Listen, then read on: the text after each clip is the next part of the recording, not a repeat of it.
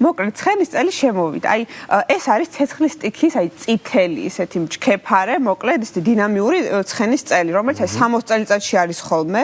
ამიტომ ეს წელი იქნება ძალიან დინამიური. ახლა ენერგეტიკის ცვლილება არის და ახლა ვინც უფრო სენსიტიურია ენერგიების მიმართ, მათ იგრძნეს. არ ვიცი თქვენ როგორ, მაგრამ მე ვიგრძენი უკვე, რომ ძალიან აქტიური წელი არის, მე ის საქმიანი პერიოდი მაქვს, თქვენც მასე იქნებთ, ანუ ყველასთვის იქნება ძალიან აქტიური და დინამიური წელი. ახლა ცხენი რომ დავახასიათოთ ზოგადად ხო, ანუ ჩინური ჰოროსკოპის მიხედვით როგორი არის. ძალიან უყვარს მოგზაურობა, სიახლეები, უყვარს ექსპერიმენტები, არის ერთ-ერთი ყველაზე თავისუფალი და ექსპერიმენტების მოყვარული ნიშანი, შესაბამისად ვერ იტანს სახლში ჩაკეტილობას. ამიტომ თქვენ თუ გინდათ რომ ცხენს თავი მოაწონოთ, უნდა იყოს უფრო საქმიანი, გადით გარეთ, აი თუნდაც მოკლე მანძილზე იარეთ ხოლმე, ხო? აი ეს არის მოგზაურობის, სიახლეების წელი, ხო?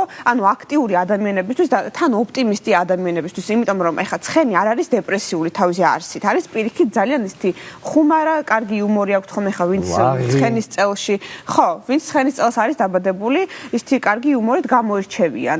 ამიტომ თუ გინდათ რომ გაგიმართლოთ წელს, მაქსიმალურად გადით სახლიდან, ნუ იქნებით სახლში ჩაკეტილები, იცინეთ, ხო, რა თქმა უნდა და იყავით მზად რომ ესე იგი რაღაცა ახალი ჰორიზონტები დაიპყროთ. ანუ ეს არის რაღაცა ჰორიზონტების გაფართოების წელიც.